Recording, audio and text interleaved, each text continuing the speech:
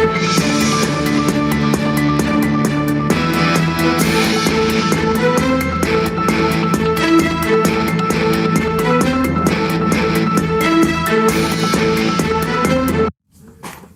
మండలం తానేదార్పల్లి గ్రామ పంచాయతీ పరిధిలో ఉన్నాం.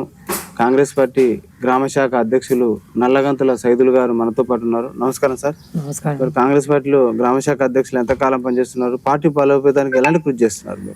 2018 నుంచి గ్రామ శాఖగా పనిచేస్తున్నాను.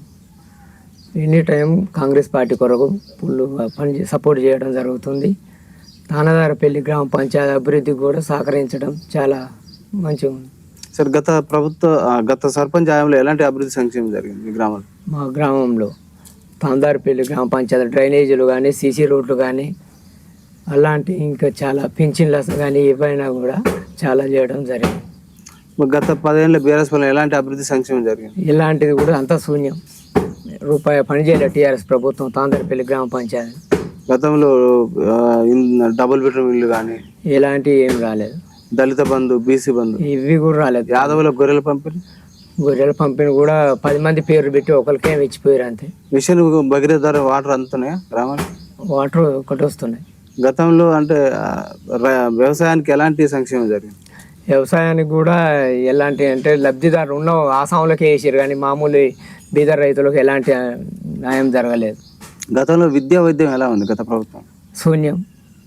ప్రస్తుతం కాంగ్రెస్ పార్టీ ఎలా అమలు అవుతుంది సంక్షేమ పథకాలు?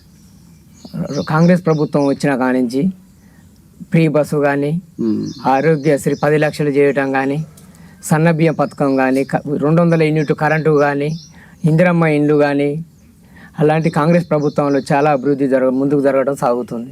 ఇటీవల గ్రామ సభల్లో ఇందిరమ్మ ఇల్లు, రేషన్ కార్డుల పంపిణీ జరిగింది. పేదలకు నిరుపేదలకు ఎట్లా ఇస్తుంది? తానేదార్పల్లి గ్రామ పంచాయతీలో ప్రతి ఒక్క కుటుంబానికి రేషన్ కార్డు రావడం జరిగింది. ఇందిరమ్మ ఇండ్లు ఎన్ని వచ్చినాయి ఇక్కడ? ఇందిరమ్మ ఇండ్లు పైలట్ గ్రామ పంచాయతీ కింద 78 ఇండ్లు ఫస్ట్ వీటితో శాంక్షన్ అయినాయి. ఇక్కడ మీ గ్రామ ప్రజలకు సమస్య తీసుకొచ్చారు. పక్కనే డంపింగ్ యార్డ్ ఉంది అన్నట్టు. వ్యవసాయ భూములు కానీ వచ్చేటప్పుడు రోడ్ల మీద వచ్చినా కూడా ఇబ్బందులు అవుతుంది పొగ ధూళితోటి. దాన్ని మంత్రి గారి దృష్టి తీసుకుపోయారా? ఏమైనా పరిష్కారం? మంత్రి గారి దృష్టికి తీసుకుపోయినాం. కలెక్టర్ కూడా లెటర్ పెట్టినాం. కలెక్టర్ మేడం కూడా, మంత్రి గారు కూడా దాన్ని ముందు జాగ్రత్తతో ఎక్కడైనా ఒక విధంగా తరలించే ప్రయత్నం చేస్తామని చెప్పారు. ఇప్పుడు ప్రస్తుతం ఎమ్మెల్యే మంత్రిగా కొనసాగుతున్నారు. ఎలాంటి అభివృద్ధి సంక్షేమం కోమటిరెడ్డి వెంకరెడ్డి గారి ఆధ్వర్యంలో? ఇప్పటికి నల్గొండ నియోజకవర్గంలో 25 సంవత్సరాల నుంచి మంత్రి వెంకరెడ్డి చేసిన పనులు తప్ప టీఆర్ఎస్ ప్రభుత్వం సెంటు పని కూడా చేయలేదు. గత ఎమ్మెల్యే భూపాల్ రెడ్డి ఓడిపోవడానికి కారణం ఏంటి? ఆయన ఎలాంటి టీఆర్ఎస్ ప్రభుత్వం అహంకారం తప్ప ఎలాంటి పనులు చేయలేదు కాబట్టి ఓడిపోవడం కారణం. ఇప్పుడు మీ స్థానిక ప్రజలు అంటే మా దృష్టికి సమస్య తీసుకొని పారిశుద్ధ సమస్యలు చాలా ఇబ్బంది ఉందని అంటున్నారు. పారిశుద్ధ సమస్యలు అయితే ఎలాంటివి లేవు. ఎన్ని టైం వాళ్ళ వర్కర్ల మట్టి సాయశక్తిలో ప్రయత్నించి ప్రతి ఒక్క పని నీట్గా చేస్తున్నాం. ఇటీవల బీసీ వర్గీకరణ కాంగ్రెస్ పార్టీ అసెంబ్లీలో ప్రవేశపెట్టి కేంద్రాన్ని పంపింది. కేంద్రం అడ్డుపడుతుంది అంటున్నారు. బీసీ వర్గీకరణ ద్వారా బీసీలకు న్యాయం జరుగుతుంది అంటారు. 42% గవర్నమెంట్ చేస్తున్నది. చేస్తే 42% బీసీ రిజర్వేషన్ చేస్తే అందరికి బెనిఫిట్ అవుతుంది. ఎస్సీ వర్గీకరణ జరిగింది. ఎస్సీ వర్గీకరణ మంచిదే. సర్పంచుల కాలం ముగిసి 10 సంవత్సరాల పైచీలకు అవుతుంది. స్పెషల్ ఆఫీసర్లు అంటున్నారు. ఎలా ఉంది స్పెషల్ ఆఫీసర్ల పని? మంచిగానే ఉంది పని. స్పెషల్ ఆఫీసర్ కూడా మంచిగానే చేస్తారు పని. విలేజ్లల్లో డ్రైనేజీల సమస్య కానీ, వాటర్ సమస్య కానీ ఎలాంటివి లేకుండా మంచిగానే చేస్తారు. ఈ గ్రామ ప్రజలు కోతుల బెడద బాగుంది అంటున్నారు, కుక్కల బెడద ఉంది అంటున్నారు. అది గత ప్రభుత్వం చేసిన పాపం ఇది, కుక్కల బెడద అనేది.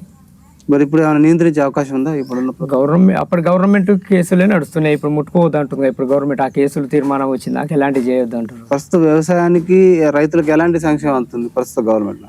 ఇప్పుడు గవర్నమెంట్లో అయితే ప్రతి ఒక్కటి సబ్సిడీలు వస్తున్నాయి. ఇప్పుడు మీ వాటర్ కానీ, కెనాలీ కానీ అన్ని మంచిగా ఉన్నాయి రైతులకు. మరి రైతు బంధువు కానీ. ఈ గ్రామ ప్రజలు రోడ్లు చాలా ఇబ్బందిగా ఉంది, రోడ్లు డెవలప్ చేయాలని గ్రామ ప్రజలు వేడుకుంటున్నారు. 2004లో వైఎస్ రాజశేఖర రెడ్డి ముఖ్యమంత్రి అయినప్పుడు వేసిన బీటీ రోడ్డు ఇంతవరకు 10 ఏళ్లలో టెంకర్ మట్టి కూడా టీఆర్ఎస్ ప్రభుత్వం చేసిన మోసమే అది. ఇప్పుడు మరి రోడ్లు మంచిగా బాగు చేసే కార్యక్రమం ఏమైనా జరుగుతుందా? మాకు మంత్రి గారు దుప్పలపల్లి టు సందనపల్లి బైపాస్కు శాంక్షన్ చేయటం జరిగింది. Road double road. ప్రజలు కూడా బస్ సౌకర్యం కల్పించాలని అంటున్నారు. రోడ్డు మంచిగా లేకనే బస్సు రావట్లేదండి.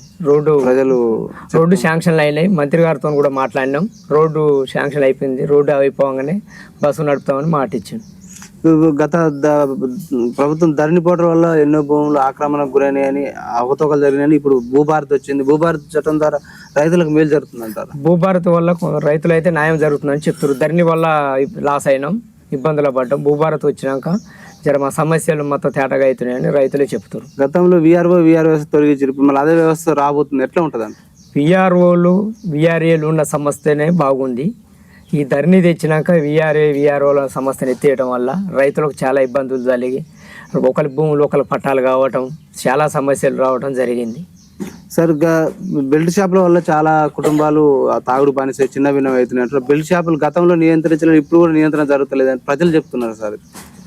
బెల్ట్ షాపులు అనేది సార్, అది సమస్య అనేది గవర్నమెంట్ మొదటి నుంచి ఏ విధంగా అవుతుందో అదే విధంగా నడుపుతున్నాయి. గవర్నమెంట్ టీఆర్ఎస్ ప్రభుత్వం తీసేసి కాంగ్రెస్ ప్రభుత్వం అయితే తెచ్చిపెట్టింది కాదు కదా సార్ అది బెల్ట్ షాపులు అనేది.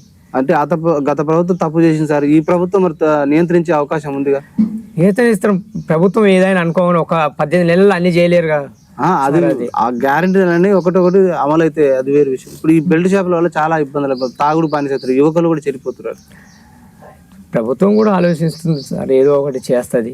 బెల్ట్ షాప్లో కానీ అన్ని యువత కూడా బాగా మద్యానికి, డ్రగ్స్ కు, బెట్టింగ్ యాప్ లో పాల్పడి ఆత్మహత్యలు పాల్పడతారు. అది గత 10 ఏళ్ల ప్రభుత్వం చేసిన పాపం సార్. అది ఇప్పుడు యువకుల మార్పు రావాలంటే 18 నెలల్లో యువతలకు చాలా మార్పు వచ్చింది.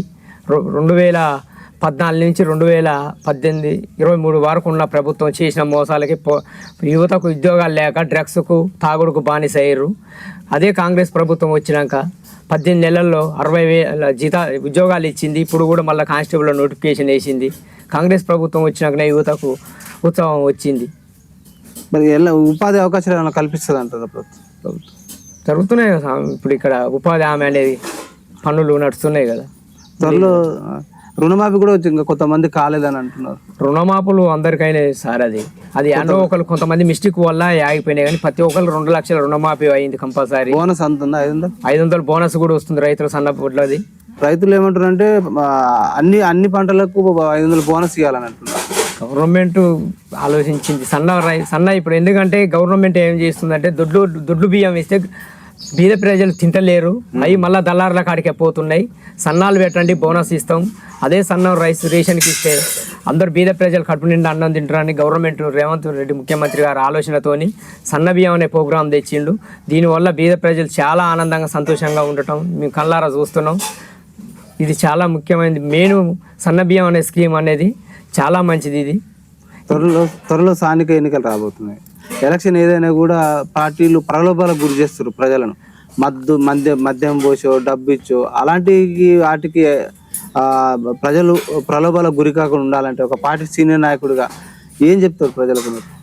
మేము ఎంతసేపు ఉన్నా ప్రజల్లో ఉండి ప్రజల కష్టాలు తెలిసి ప్రజలకు అందుబాటులో ప్రజలకు అంటూ జనం అంటూ పనిచేసే నాయకుడిని ఎన్నుకొని ఖచ్చితంగా విలేజ్లు కానీ నియోజకవర్గాలు కానీ అభివృద్ధి చేసుకోవాలని చెప్తున్నాను. Okay sir, thank you sir. చూస్తున్నాను మీ తెలుగు.